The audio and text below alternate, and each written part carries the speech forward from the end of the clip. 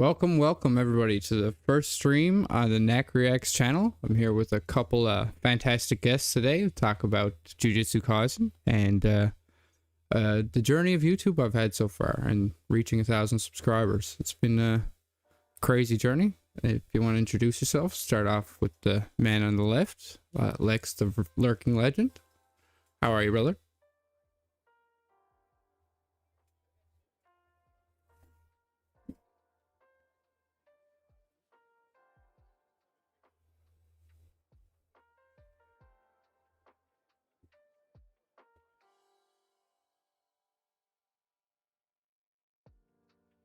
Appreciate that, man. And then we have everyone's favorite right from the laboratory. We got Dexter joining us once again.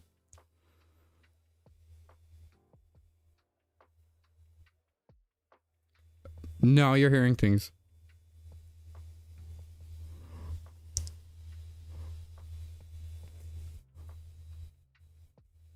Can't hear. Can't hear Vex. But they can hear you.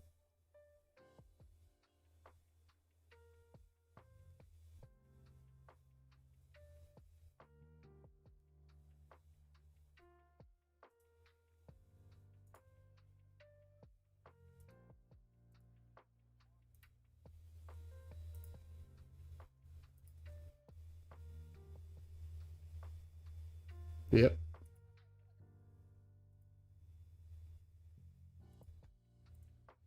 Still can't hear him?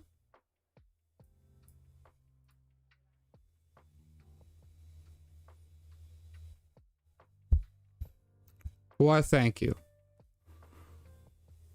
Dexus. I like that. That's pretty good. I thought stage builder was your new epithet, but yeah.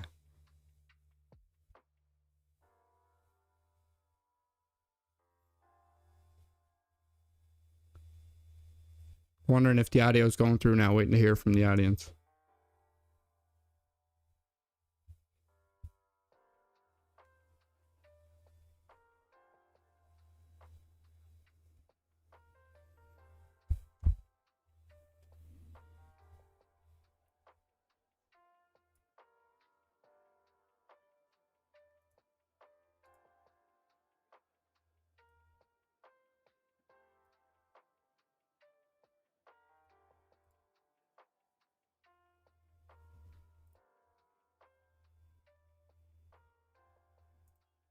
Bear with me, ladies and gentlemen. We'll be right with you.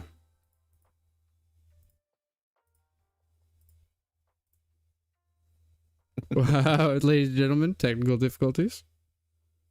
How's that? Speak away. Hello. What's good? What's up, YouTube? It's your boy. No, Texas. You just gonna let him steal my thunder like this? I'm only gonna do it until we know we can hear ourselves. Yeah, that we can hear. They can hear us. Oh. There you go. What's good, YouTube? It's your boy Vexus, the Lurking Legend. Y'all just call me Vex. Super glad to be here. Yeah, technical difficulties are always fun, but we figured it out. Yeah, super psyched to be on stream with Knack. As I said before, when y'all couldn't hear me, I've been a fan of the channel since day one. This goat's a close personal friend of mine. Much deserved getting to 1K, and I'm super hyped to talk about your journey through JJK so far, and whatever else we get into today. I appreciate that a lot. It's been you guys, especially you two, have been a huge help on all of this because yeah, as you can tell from the beginning of this stream, it's a learning curve every step of the way, but I think I'm starting to get the hang of stuff. We won't talk about the what happened earlier today. That's all. Oh man, is that off limits? We can't talk about that. Oh, you can go right ahead. Like that's fine. Should. I just won't talk about it. I think we should. The best reaction Knack has ever put up on this channel was his first attempt to go live earlier. I'm sorry. No, I'm kidding. And it got deleted. Yeah. We won't talk about that. It's members only. Yeah, members Dex, only. Yeah. Heard your intro. Tell the folks who you are. Straight from the laboratory I'm Dexter. and into our hearts. Yeah. My name is Dexter. I'm a good friend of Nick, good friend of X, good friend of the community, I guess. I've been working with Nick with the channel from the very start, the very beginning. So, like Vex, it's been very exciting to see Nick hit over 1K subs. Way to go. Very surprising. Very awesome. I'm super excited for that. And yeah, you speak about something there, the community, which is basically what I'd like to thank first for this before I get into anything. I actually wouldn't have even started if I never joined the TED crew and like started speaking with these guys. They've been basically what motivated me to start, and also the people who've taught me everything that I'm learning along the way, and I can't thank them all enough. If I could, I'd have everybody in here on the stream right now just to say thank you, but I hope you guys see this, and I appreciate each and every one of you. It's, you know, I can't stress it enough. You guys are the reason why I'm doing it. Thank you. Hell yeah! I don't speak for all of the Eternal Dawn, but as the head cook, I know you know for sure that it's been great seeing you bloom as somebody who is, you know, active in the community to somebody who's now becoming like successful on their own platform and stuff. And it's always great to see, you know, somebody succeed. And like I said before, much deserved. And it's just it's crazy to see how fast you've learned and grown and stuff like that. So yeah, major kudos. It's due to all the experts we have, all the legends that are in the Discord, as you would say. These there's some intelligent people in there, I must say. You might smarter than me. call them yeah, you might even call them the lurking legends. No, Wow. there's only one of them. Some might. Some might. Links in the description for the Eternal Dawn and for Nack's Discord. So Yeah, definitely check come it check it out. if you're newer to his channel. Yeah, and like I said, like it's not just in terms of content creation. I joined the community as a One Piece fan, and it's, you know, I found a lot of people that I would call my close friends today through talking about One Piece. And it's a great community, and it deserves every bit of praise that I'm giving it right now and more. But after that, I started watching Jujutsu Kaisen. That has been crazy. You were want your to talk guys- about why you even did that in the first place? Because it was actually not the original plan. And I know we didn't talk about bringing Yeah. that up, but I just remembered. And I thought it was kind of funny. Yeah, well, the that's because I actually love stories. I like telling stories and myths, and my original intention was to tell stories on YouTube. But I sat in front of the camera one day, and I took 90 odd tries to get a 6-sentence intro out of me, and realized that I am absolutely not ready to be behind camera yet. And yeah, I just figured maybe I should just record myself and join some shows that I like, and maybe talking about some of those stories in a sense. And one thing led to another. I'm having a lot of fun with it, and it's been fantastic. Never really went back to the other drawing board yet. Yeah, that's kind of bizarre to me. Like, as somebody who, like, I've done a little bit of video editing, you know, here and there. I've done a lot of live streaming as well, and like for me, like going live was like something that just kind of like, I don't know, it came really naturally to me. And like, so you going into like videos and like pre-recorded format and stuff, like that's like actually to me it seems like the harder way to get into like being on a, like I think that like streaming for some people is just a lot easier. So it's interesting to see like how that contrasts, you know. Well, I will say not having a script is a big difference, because having what I'm supposed to say in front of me, I fumble through it like an idiot. And yeah, there's videos out there to show this, but they won't be shown again. Not, like I said, 94 takes to get like 6 seconds out of me, and yeah, I was like, okay. We need a blooper reel for hitting the 1K mark. Yeah, it was I could probably throw a good one together, actually. Dexter got one he likes to bring up all the time. To that. Oh, the one where you were drooling? Oh my I don't know what you're talking about. But yeah, it was amazing. It's a wild journey, and like there's so much information to unpack on YouTube. I had no idea. Like big kudos to these people who are at it full time. I work full time and I try to get 2 videos, like longer videos done a week, and I'm like, wow, you know, I'm not scripting, I'm not doing heavy editing. Like, it's impressive what how much work some of these people put into their channels, and I can respect every bit of it because it's time consuming, man, and there's a lot of information to take in. It's way more than I figured it would be. But it's been fun. Learning new things is always fun, and I think everyone should just give it a go if they want to. Yeah, I like that approach. I originally got into kind of like being more active in the community, in the One Piece community, about 2 years ago, because I had saw a stream where 2 wonderful creators were just talking about like everybody should at least try, you know, to have like their voice out there, like on some platform or another, whether it's, you know, through TikTok or YouTube or Instagram or whatever. Everyone should just try and see if it's like something that's for them. And if it's something that you enjoy, like you don't have to do it, you know, specifically aiming to get like a bunch of money out of it or something. Right. But just like it's an outlet. It's something that it starts a conversation, and it's really honestly so wonderful that so many people have, you know, flocked to this channel to see you react to season 1 of JJK, and it's just it's so cool, you know. It is, and it makes me appreciate like everything, every one of you people that tune in, obviously, but like also like it helps me appreciate the different side of YouTube. Like why are people tuning into this? It's because they want to experience someone seeing this show for the first time again.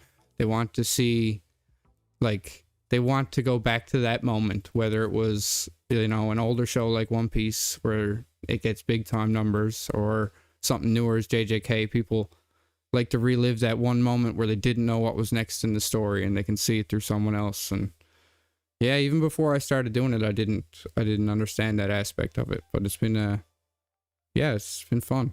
I gotta say, it's been a lot of fun. Some folks come for the JJK, they stay for the Newfoundland accent, you know. Yeah. Best kind. It's the charm, I suppose. Yeah.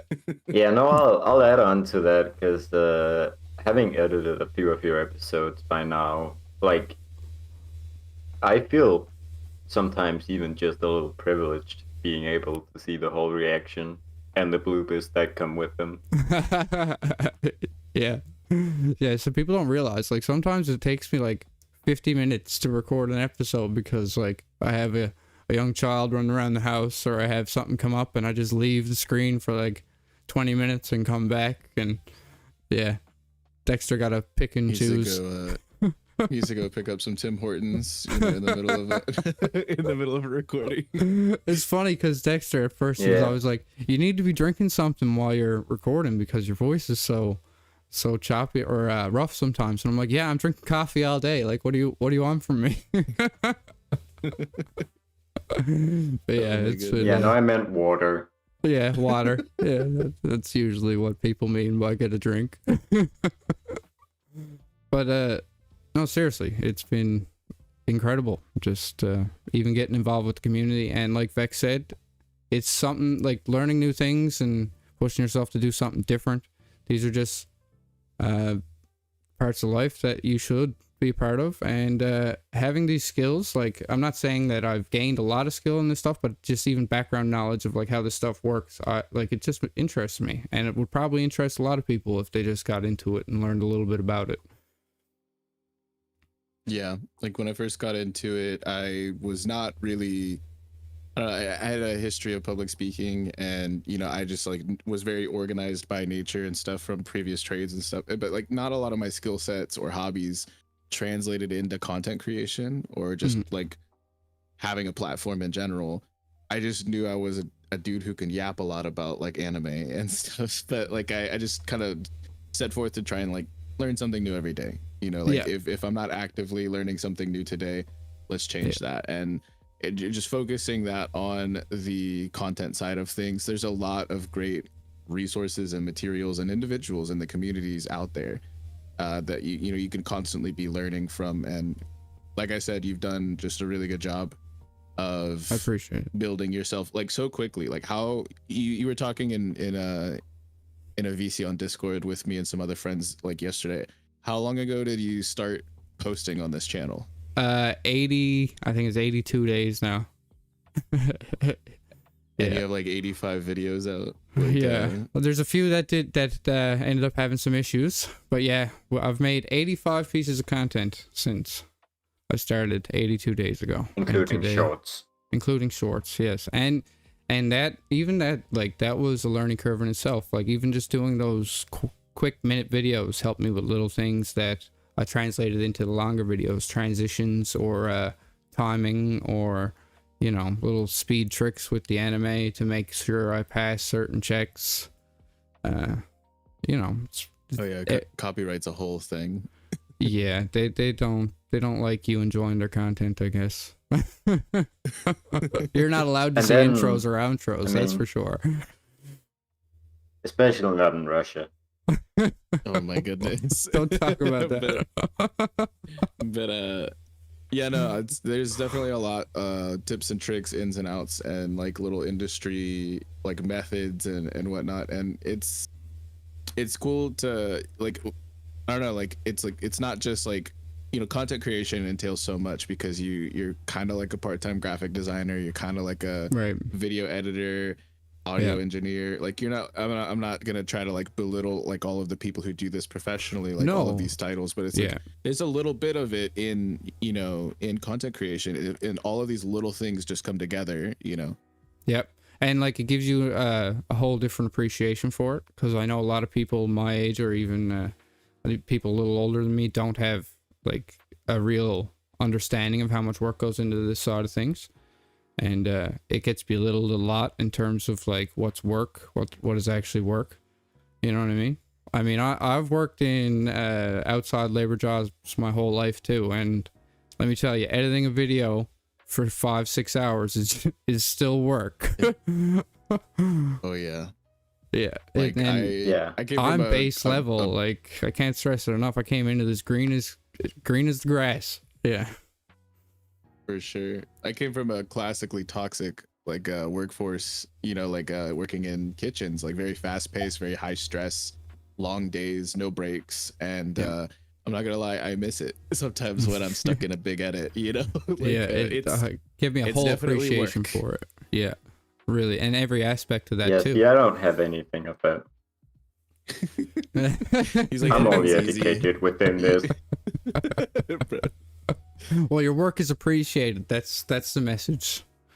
And like in little things too, like just like little parts that I never thought that I'd need so much help in, like how to make something move on screen, little things like this. And going into it, I probably for someone who hasn't started, going into it, you're probably thinking, oh, I got to learn all this, and like it's so daunting. But once you get started, like as cliche as it is, you do it a few times and you learn something every step of the way, and then it doesn't become so daunting. It's just, oh, I did this last time, I can do it again, no problem. Yeah, that's something I want to add to, because I remember when we were talking about you wanting to tell stories originally, you wanted those videos to be perfect from the get-go. You didn't want to put out a video that would not be watchable in a month. And that was kind of like, I tried to tell you that that's going to be pretty much impossible when you're starting out. Like no one, not even I, like no editor can do that. Like everything's gonna age. Yeah, but no, that's right. You get another appreciation for it when you work with it, I guess. Yeah. And there's a level of sophistication with this software that I never realized. You know, it's smart. Like this stuff can do a lot, and the base level is just the base level, and I'm gonna keep trying to do better. Yeah, it's crazy working with some of these like really put together and really streamlined softwares, like you were saying, and even hardware, and you're just like figuring out like, oh, this is smarter than I am. Like you're like, really, oh wow, like somebody really put a lot of thought into this, you know. But that's something that like Dex was saying as well, is like somebody who kind of convinced me to be more outspoken in the community and start to do live streams and work on editing my own videos and doing thumbnails and stuff like that, they had told me like just start doing it, just do it, and don't worry about if it's perfect or not, because you're never gonna get there, but especially not like your first step out the door, you know. Yeah, and there's a lot of social pressures, so I won't pretend I never faced them. Like, oh, what if someone sees my video? But at the end of the day, everybody got to start somewhere, and you got to get over that stuff, you know. And I'll admit it, like I faced same worries when I was starting, and I had to tell myself, like, get over yourself. Nobody cares. At the end of the day, everybody starts somewhere. And if anybody's watching this and is wondering about starting their own, I just start. I filmed through my phone. I started with the cheapest microphone I could find, and every chance I got, I bought something, or I got something that I could improve with. But yeah, just start. Yeah, I think setting goals and just chipping away at it little by little. It's the only way you can really do it. Nobody's gonna like there's gonna be like those 1 in a million cases where somebody just hits the jackpot on their first video, right? But you can't expect that you can recreate that with like, you know, it's like trying to create the perfect storm. But you've done a really fantastic job of getting, you're already at like at the time of us streaming this, you're at like almost 1,300 subs in less than 3 months. That's huge. That's phenomenal. And it could, again, it comes back to the community behind me. People will often, like, if you were, and I don't mean to say this, but if you were just to start a channel, like, without any bit of support, it can take you a lot longer just to get your feet off the ground. But it does make a big difference to get involved with these communities and, you know, talk to people who have been in the space and they know kind of what you're facing going into it, because when you're browsing YouTube, you're not seeing the guys that are trying to make it to YouTube. You're seeing the guys that already did. It's facts. Mm-hmm. Yeah. That speaks also maybe giving some of the smaller channels a chance more often than you usually would.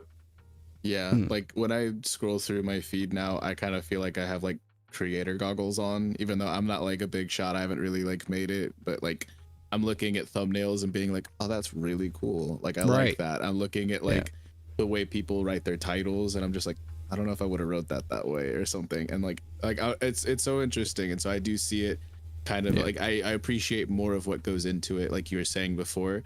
Yeah. And I feel like the more people that are aware of all of those details, the better the community and the online spaces and places like YouTube and, you know, TikTok and Twitch and stuff like that, the better that all of these platforms can be.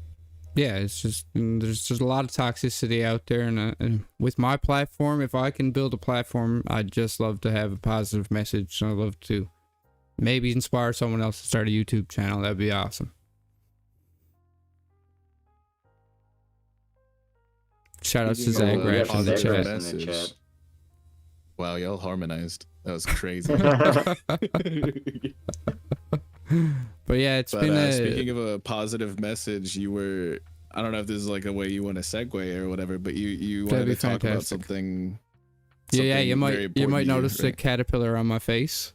That'll be there for the next 5 weeks or so. This month, November, I usually do this, but I participate in something called Movember. You grow a mustache, and basically there's 5 different things you could be participating in, but I usually do the same topic every year. It's men's mental health.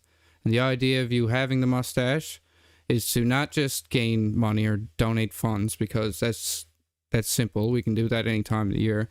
The idea is, for 1 month of the year, I have this mustache where I don't normally. People see me and they often question, oh, look, mustache, right? It comes up in conversation. That conversation usually leads to me telling them about why I'm doing this and starting the conversation. And ultimately, that's what Movember is about. It's about having the conversation about men's mental health. It's about bringing it up, making it less stigmatized, and, you know, I can't say enough, check on your bros. I say it all the time to my friends. Check on the happy ones too. And yeah, the link will be in the description if anybody does want to donate monetarily. But honestly, that's not what it's about. It's about the message, and it's about getting people to talk, because as someone who can say it themselves, I know how difficult that is, and I know how dangerous it is when you don't.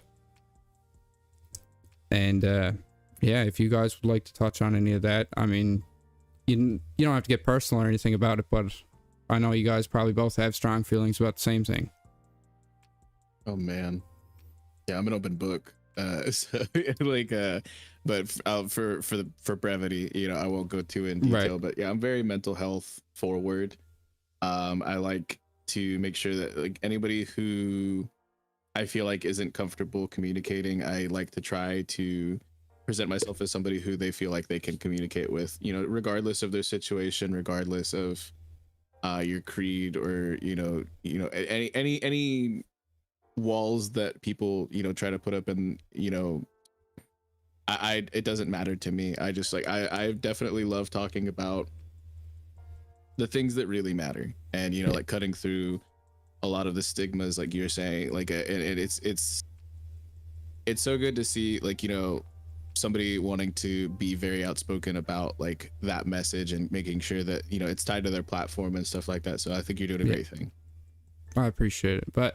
And it wasn't my intention. It honestly, it comes up every year, and I thought this was a perfect opportunity. I can not only celebrate the success the channel's having, the support you've all been giving me, but I can also use that to spread a bit of a positive message. So thank you guys for being here. And yeah, if you could tell one person about it this month, or you could bring it up to one person this month, then I did my work. I'll definitely try and bring it up to someone. I mean, I am trying to grow a mustache myself, but it's like a, you know, half-hearted one. Yeah. If you see me normally, this won't be on my face. This will be gone in a couple weeks, but that is what it's for. But talking about that is the most important thing. It's all the money in the world couldn't solve it. No, only talking can. I'm sorry, I'm laughing at Kuso in the chat. But yeah, I think that like having an open door policy, and like, you know, it might be a hard to have conversation for some individuals, but like it's just like with content creation, like we were talking about earlier, you kind of learn and even unlearn some things, you know, and just get the ball rolling in the right direction. Because a lot of, I was saying before, I worked in a famously toxic and very high stress and fast paced environment before, when I was working in kitchens, and kitchens are not the most mental health positive, you know, environment to come from. So I was recovering from a lot of that, and I think that talking to the people around you, you know, it's a skill, and it's a privilege, and it's something that not everybody's mastered. And you know, like Nak was saying, and this whole movement is to encourage you to do that. It's not just to reach out to your homies and check on them and make sure that they're okay, but if you're somebody who isn't okay, like feel free to reach out yourself, you know. And that's right, that should be stressed more than anything as well. It's not just to because people often, it's easy to say like, oh, how you doing? Oh, everything's fine, and then it's never brought up again. Or oh, I'm dealing with this, and never brought up again. But if you know, just getting it out there and off your chest can help a lot of people. I know they don't even need an answer. They just need someone to hear what they're saying. Exactly. And I don't want to sound like the stream is just a broken record, but for me personally, I've had issues with like trying to talk to someone and them not being very receptive of it. And then the community has been there, and I've been able to talk to people that I, at that point in time, basically considered a stranger. And they were really open and welcoming and helped me feel better. And that's something I don't think I ever expected from anyone. Mad respect to this community. And you can't say it enough. You really gotta love a community that is open and receptive like that, and try to just instill like healthy habits in your everyday life. Surround yourself with people who are there to help lift you up, and be willing to lift yourself up as well. Whoever you are, whatever you're going through, you deserve it. And like, I'm somebody who has finally like actually started going to therapy this year, and it's made a world of a difference. And I've never been anyone who I thought like needed therapy, but you don't need therapy, but you could still benefit from it. Like nobody, like well, I'm not saying nobody needs it, but it's help that's out there for everybody. And even if you're somebody who is constantly trying to make excuses and convince yourself that it's not for you, it's something that can help you potentially. Yeah, there's a big stigma behind that it's as well. always worth giving it a show a go. Yeah, and thankfully it's starting to fall apart a bit. But yeah, there was a big issue with that for a long time. People thought that you couldn't talk about this stuff, and getting therapy would be considered, a bad thing, like you have something wrong, and it's just not the case. But to some spicier topics, JJK season 1 ended this week. Live stream is titled JJK discussion. We'll get there. We'll get there. It is an important message, and I'm happy we touched on it first before we got into that. It is. Because it ties into also the community that, again, I can't thank enough. But yeah, JJK season 1, I finished it last weekend. The finale will be out on Wednesday this week coming. What a season. Yeah. What a season. Yeah, I gotta say, it was surprisingly good. Because I came from watching, One Piece and like older anime, so I haven't really seen any of the new animation or new style stuff. And man, oh man, they really step up. The music is intense, and the fight scenes are insane. And yeah, it's been a wild ride, adrenaline rush for sure. Yeah, you picked up you really feel the energy. A wonderful first foray into, I guess, like more modern, like shonen anime. For you to, it's like, since I don't know, because like One Piece has done a pretty good job, of being consistent and pretty decent quality for like comparatively throughout the years. But JJK was a little different. When season 1 first hit, it really shook like a lot of things back in what was it, like 2020, whenever we got it. Well, I've been hearing rumblings about Jujutsu Kaisen for probably 3 years now, and when I joined the community, funny enough, it wasn't long before there was talks of the series ending, and I said, "Oh gosh, I need to get into this before it's a footnote." Yeah, and the first season was great. It really set the expectations going into the next season.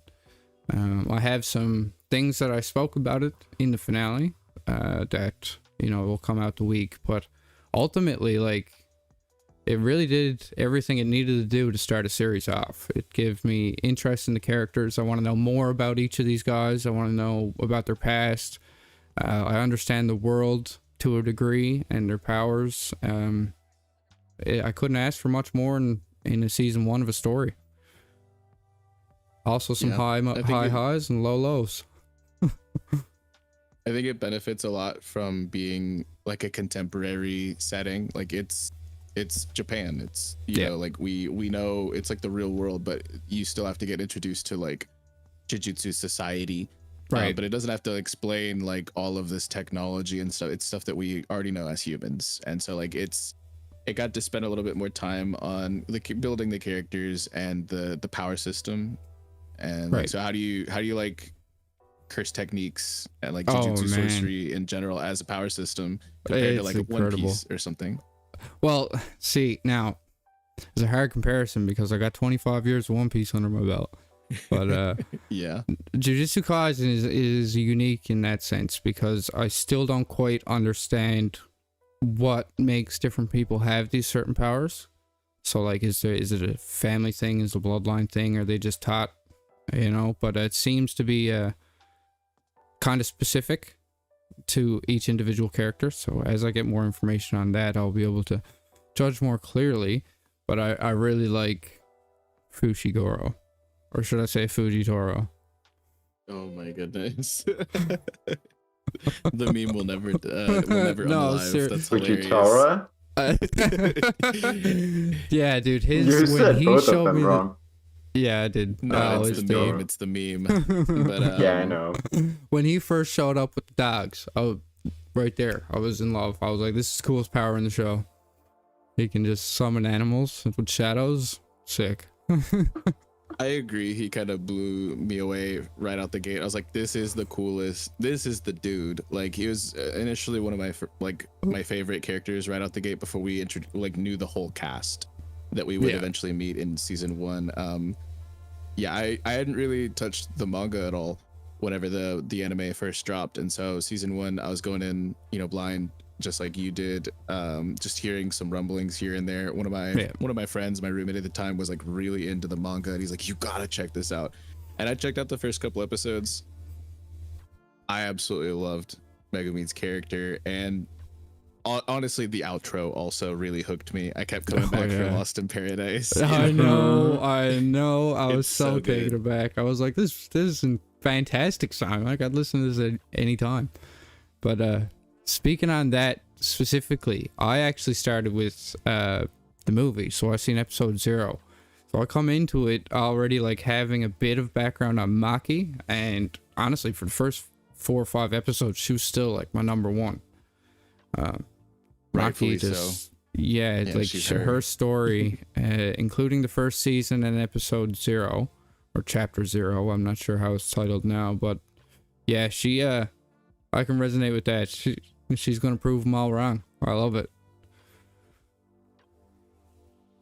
Yeah, I think that there's Yeah, really he- compelling character writing, and Maki's a perfect example of some of the ones that we got in season 1. Go ahead, Yeah. Dex. Sorry.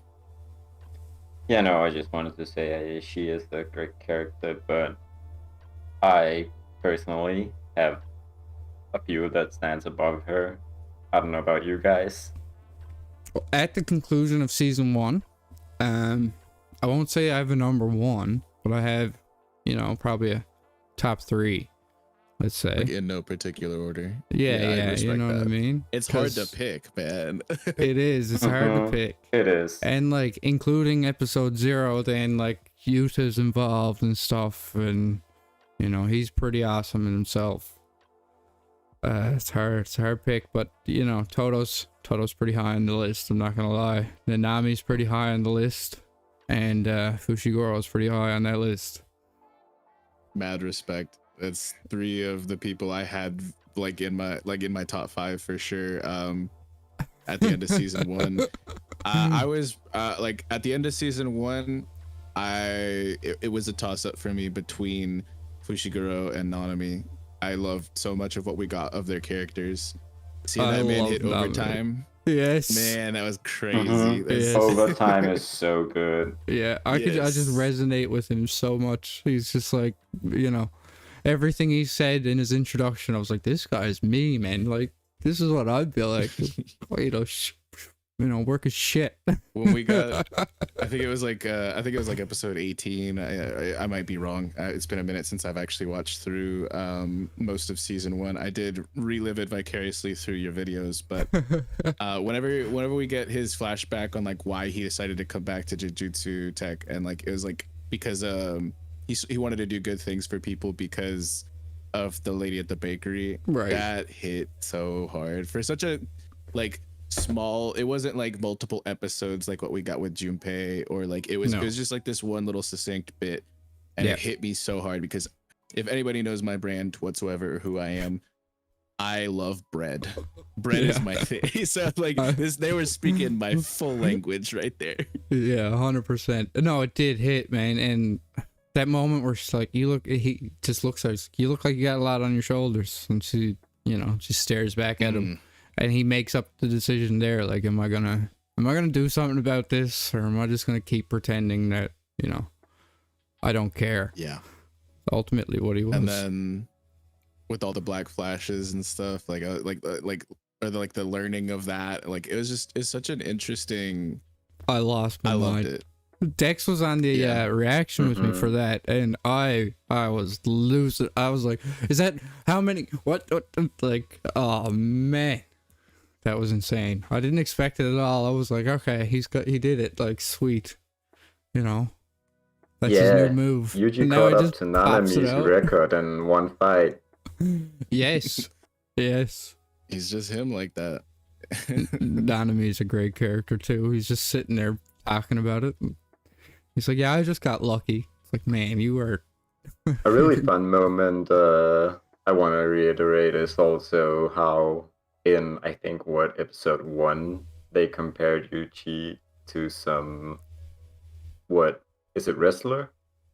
I'm not too well versed in that UFC kind of stuff. fighter, Mirko And you freaked Krokop. out about it? Yes. Right, yeah. Man, oh man, I was like, what the hell? I've never seen an anime make a reference to a UFC fighter before. Like, what the hell? I was like, There's and a lot of topical follow references, yeah.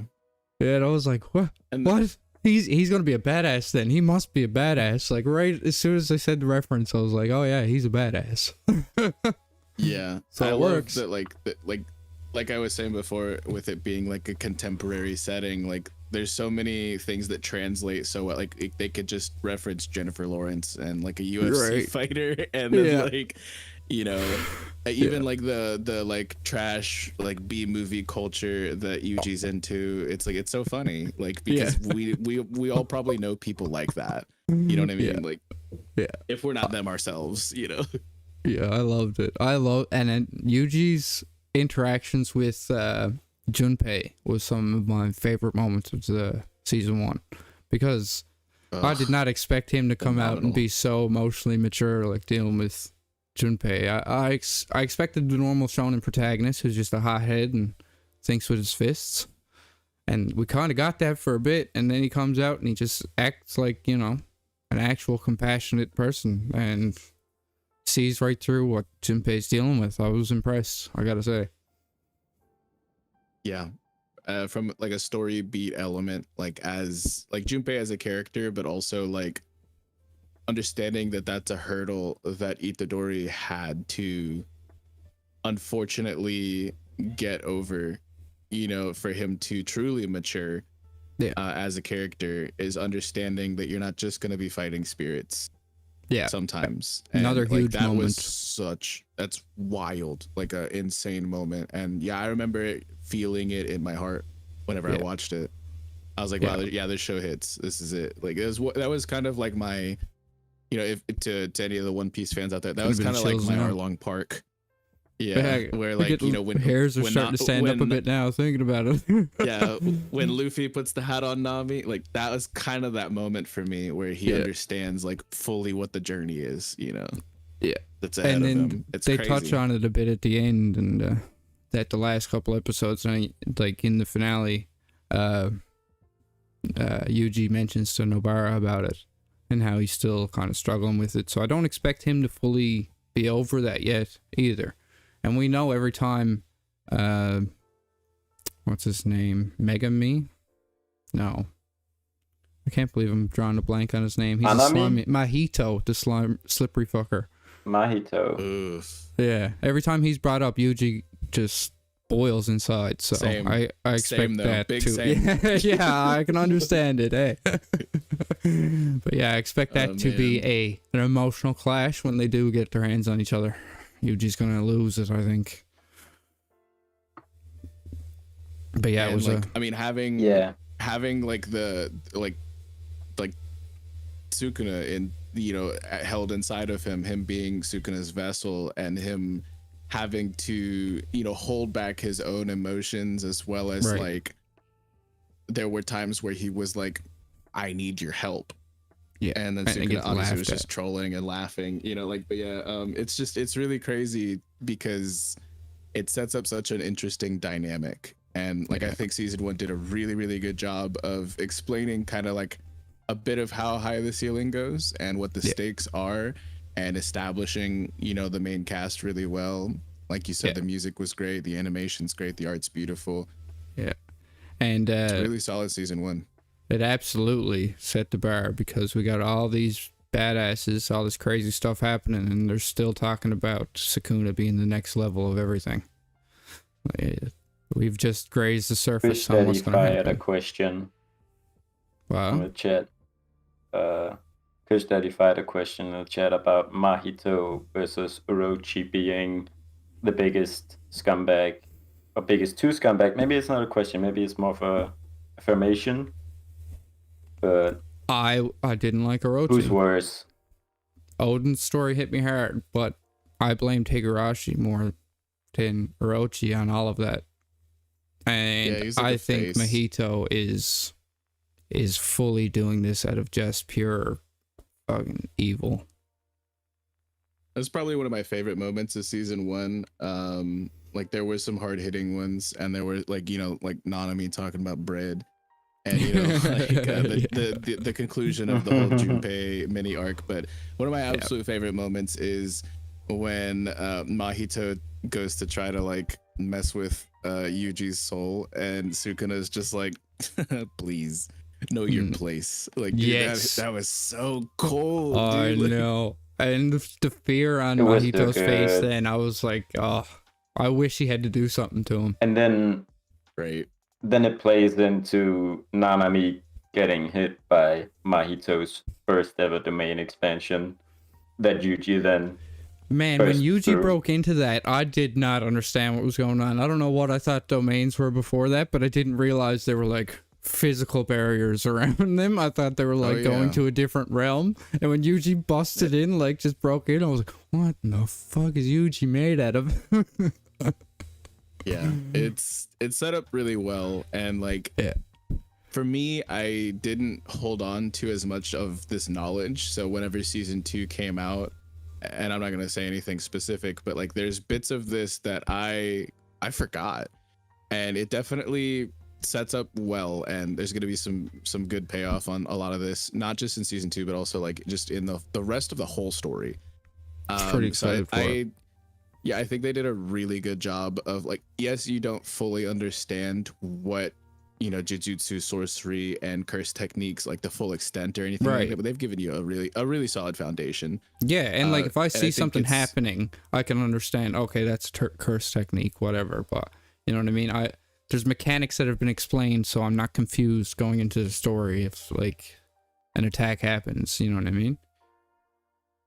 I understand the basics.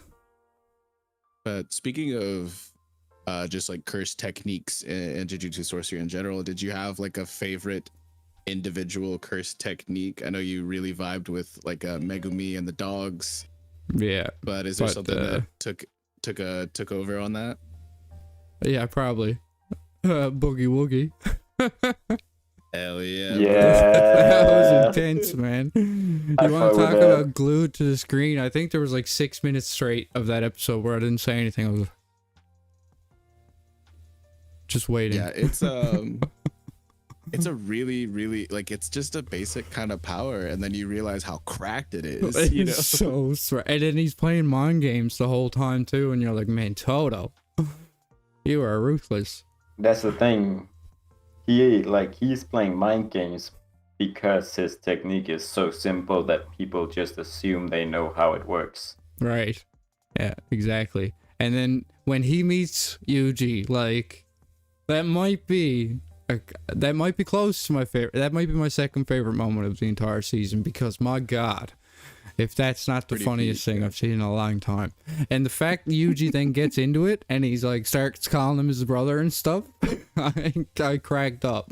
And when he gets The with the whole crew again, he's flashback. like, I don't know what happened to me. I don't know what come over me. It just happened. Yeah, the whole flashback where he imagines like a lifelong friendship Yeah. with him, and like, dude, it's so good. Yeah. That is so it's good. The scene fantastic. when he's dropping grass onto Toto's face. and then It is afterwards he's amazing. like, I'd expect nothing less from my best friend's friends. And he's like, what, Toto, what are you doing here? And starts running away. He's like, my best friend. He's like, we've been together since middle school. He's like, no, we haven't. We just met. Everybody Yeah. needs a Toto in their life. That's a ride or die homie It's right so there. sweet. It's so sweet. And the funny thing is, I thought he was a psychopath when I first seen him.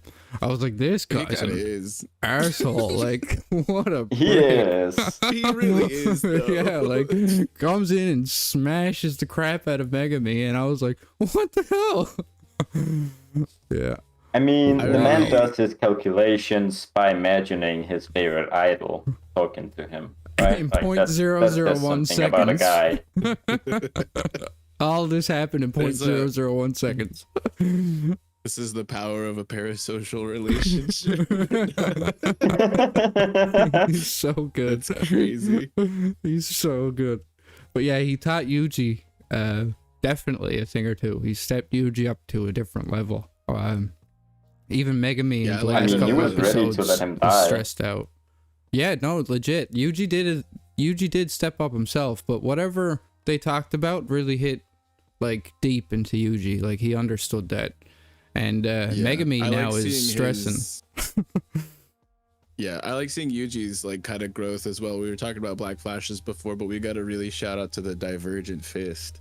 But yeah. Like, that's sick. Mm, That's Yeah. so cool. that's a sick move. Yeah, from episode 1 And- where he's just trying to clothesline or like Superman punch a cursed spirit energy and pulling up And a black boy flash. can fake out.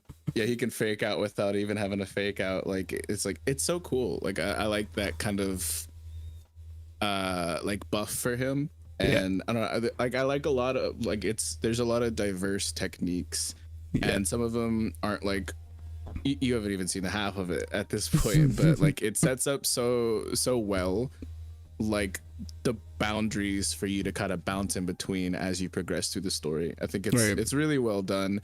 It reminds me like curse techniques and jujutsu sorcery in general. It really reminds me a lot of Nen, which is my favorite power system, which we won't talk too much about, but it's actually something that Gege Okutami has said they took inspiration from.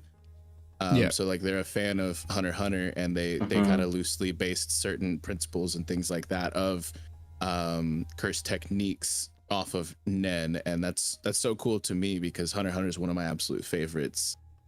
Yeah, and as far as anime manga. I haven't seen Hunter x Hunter, but I know even Nen as the gold standard of how a power system should be written in a story, just through because liking stories, I Being in the usually like community. I hear about it a lot, and now nothing's been spoiled on me, but I've heard like if you were to develop a power system for an imaginary world, base it off this, and you can do no wrong. You know what I mean? So that's high praise considering all the other iterations people have tried over the years. People poke holes in everything. It doesn't seem that that's happened yet for Nen. I also wanted to quickly just say that Kush Daddy again in the chat pointed out is a thing that I remember you, Nag, really loved from one of the, I think, first couple of episodes. I know exactly what he's talking is about. really bummed out. Yeah, because he doesn't have any curse technique. He can't do a And he Bankai. wants to do a Kamehameha, I Bankai, know, I cried. Rasengan. I was like, this is so on the nose. Like this, I can get behind the humor in this. This is perfect. Like, I mean, sometimes it's it on can the be nose goofy, and but like humorous, but great. it's also homage. It's understanding like know, right. this intellectual property and this industry at this point are standing on the shoulders of giants, and I love that they nod to that. Yeah, and that's exactly it too. He knew what he was facing coming into this, and I think he did a great job. I have said it before, and I'll say it again. I give it season 1 a 7 out of 10, and a 10 out of 10 I'm not really giving out very often. 9 out of 10 would have been, I got perfect everything. You know what I'm saying? So 7 out of 10 is, in my opinion, a very, very good rating for your first season of anime. It's a solid score. Yeah. And it's the first score going on the next deck. The next stack has begun. I'd actually rate the Hell movie yeah. higher. If I was to separate the movie and season 1, I'd actually rate the movie higher. I thought the movie was so well done. I'm actually going back to rewatch it tomorrow with Straw Hat Lucas. Shout out to him. His channel description, or his channel link, is in the description. So check him out. He does fantastic content on all kinds of manga, anime, or what's he doing now? Seinen. He's streaming tonight, I do believe, 20th Century Boys. So check him out. And That's yeah, correct. yeah. So I lost my train of thought there. Go check out Lucas. No, you're all good. I think you were talking about the movie a little bit and Yes. segued into the plug Yes, for the that's homies, right. which we gotta. appreciate the looking out. But yeah, I love the movie is movie, great. and it makes sense. It makes sense that you were a bigger fan of the movie. Obviously, it's the same team that worked on season 1, but the movie just came at a bit of a later date. They had a little bit more of a time to cook on it, and a little bit more of a budget just to go into the singular project instead of an episode by episode count. So it really makes sense. And I love Yuta. Yuta's one of my favorites, dude. And that movie, it was really kind of like, I know it wasn't a full story, but it was a complete story. You know what I mean? And season 1 isn't complete. It's not the complete story of JJK. So I'm not comparing, like, to be fair, I got a complete story and an incomplete story here, so it's easier to look at the movie and say, yes, this resolved, this felt well, and I'm excited to see where season 2 takes me for Jujutsu Kaisen. I can't wait. And again, I'm not gonna spoil anything, but I've been saying you definitely need to check out like the whole first 5 episodes in one sitting. That'll be the plan. That'll be going on the channel, and it's a massive Knack Reacts. It'll be similar length actually to the movie, but it'll probably be a bit longer due to me being able to actually speak to you guys a bit more than I was the first time I recorded. And I'm really excited for that. But personally, I think we touched on a lot of the good stuff about the season, but there's one thing in particular that I just can't figure out, and that's all this stuff with the clans. Like, is everybody related in this show or what? Like, are they all the same family? They've established 3 major clans that are like at the hierarchy of Jujutsu society, and you've met members of each of those clans at this point in time. Yeah, is Mega so there are other clans, but there's just, those are the 3 most important ones. Yeah, that makes sense. It reminds me of the society in Naruto. Yeah. I wouldn't get into the details about it, but it reminds me of the society in Naruto, where the clans also include, like, communities. It's not just one singular blood type, but all these families into it as well. But yeah, it was fantastic. What'd I say? No, I'm laughing at Will. Like, that's he's free. Shout outs to Will. He'll always make you laugh. Did you know that's not his name? Crazy. I'm still reeling. Yeah. Twad. That is kind of crazy. Actually, on YouTube, it's Twad. Twad. Oh, that's fine. Bro. You're still trying to shorten it down.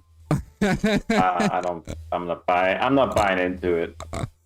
One thing that I know, you're somebody, we've listened to a lot of music, when we're just hanging out on your Discord, link in the description, and we're just goofing around and whatnot. And I know you said that music was like something that was a huge plus for you. Yeah. In the first season.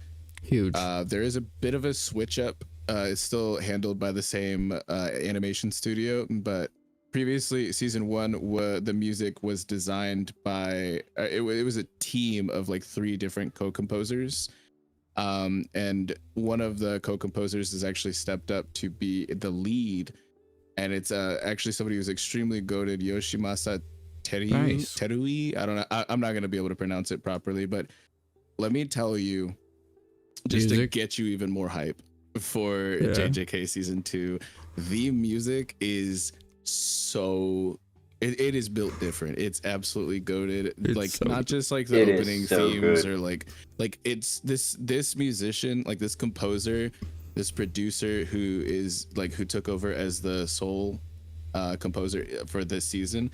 They're actually like in several different like math rock and like prog rock bands.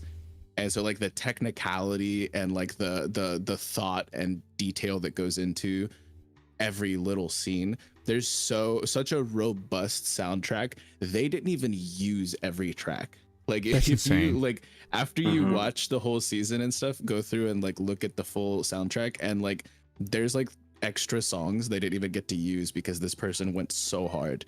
So I think I hope you really enjoy that.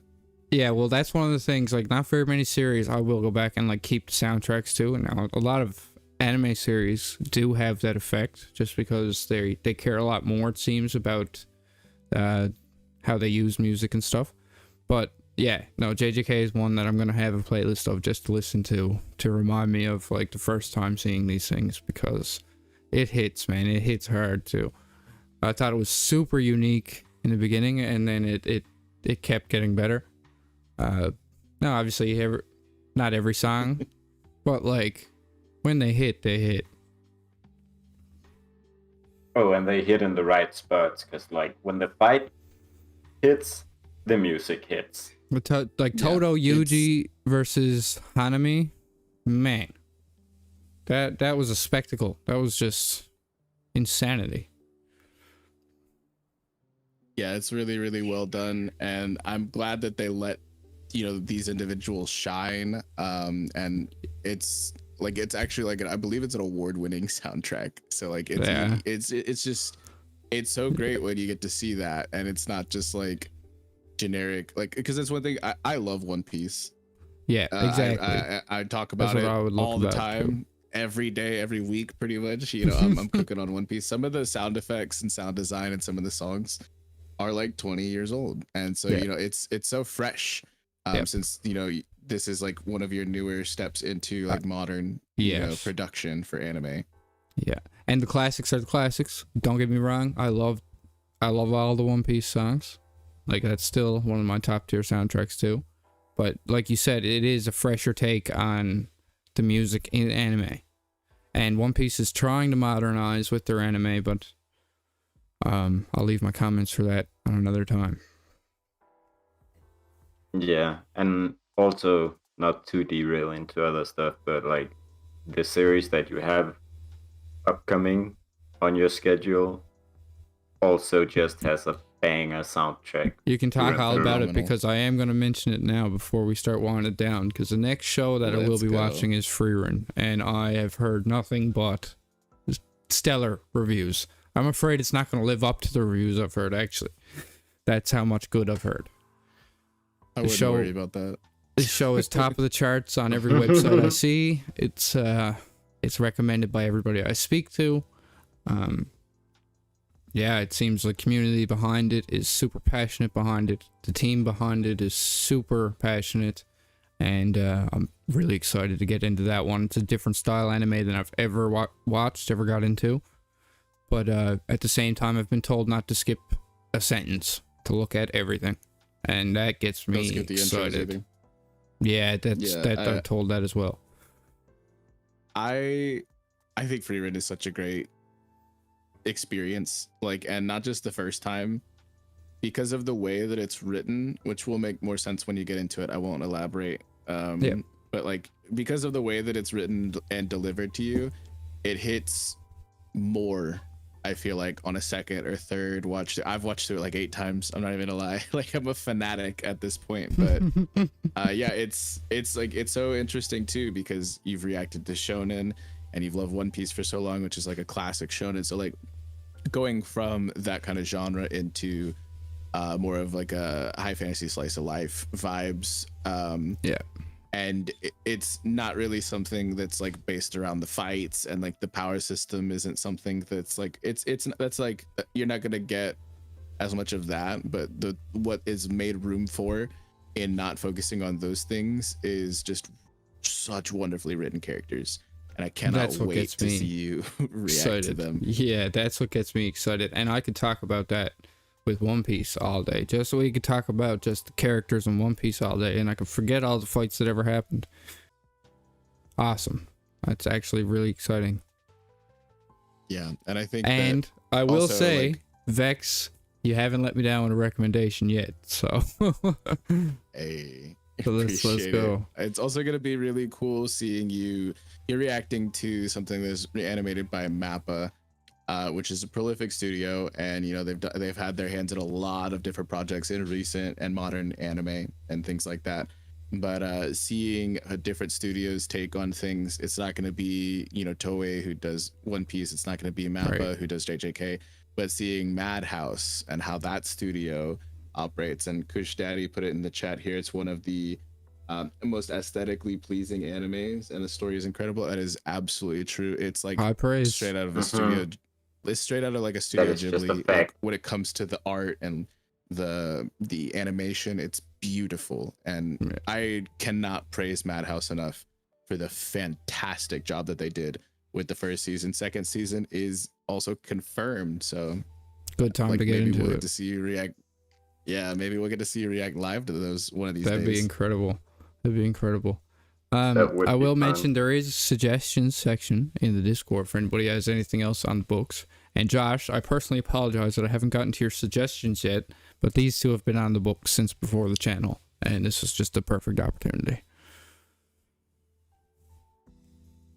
Love you, buddy. It's hard to make them all. Like, we talked about you watching Hunter x Hunter 2 on the channel, but taking into account the whole length of the series and how much Not everything needs to work be a it video. takes I to actually truly set like up. stories sometimes, you know? Yeah. Yeah, I think that's like that's a big part of, you know, circling back a little bit to content creation is, you know, we do this because we love it, and Right. if we're successful at it, that's great, but you don't ever want to get to a point where Mhm. you don't enjoy it as much. Like, you know, like the two should serve each other. It shouldn't, you know, one purpose defeating another, you know. So I think that's a wonderful message you said. Like, not everything has to be a video or content, but with you just having your like it. first live stream here, is there a potentiality for live reactions in the future for Knack Reacts? There absolutely is. I'm looking into setting aside set time every week. Sometimes it's hard for me to predetermine what times I'll be free, but I'm looking at Saturdays. I think that'd be an easiest day for me to get coverage. And yeah, I'd love to get into doing a live reaction. The biggest hurdles, I think, are going to be showing it on screen, but I think we can get away with that with some timestamps and maybe even some public watch parties.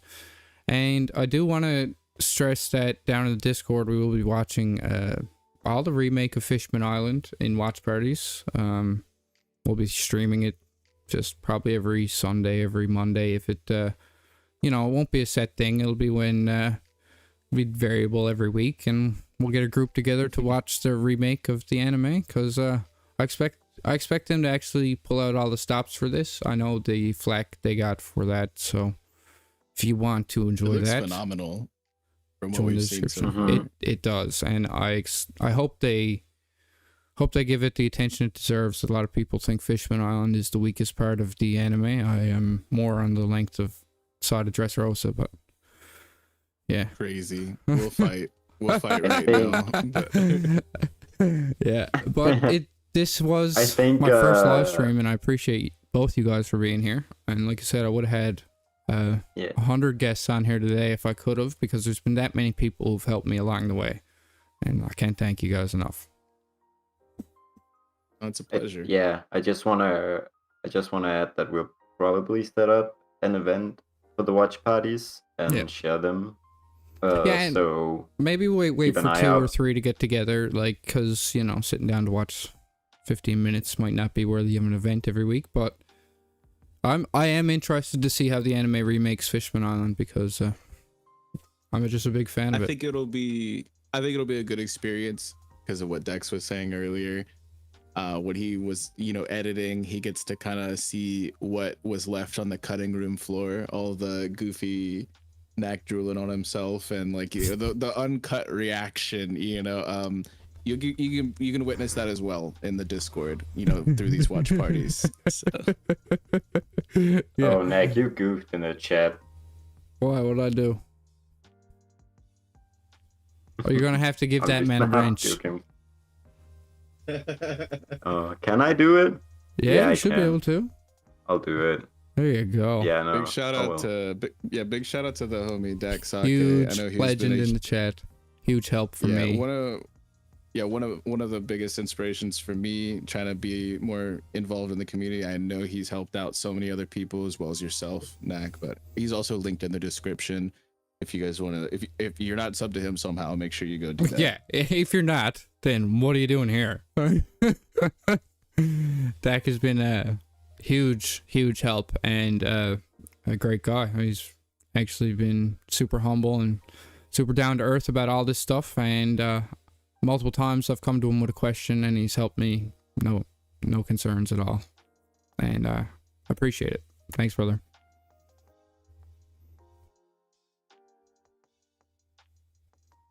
Preach to the community once again. Yeah, it was really good being. Anything else? Being on stream. I just had to make Dak a quick moderator, and yeah.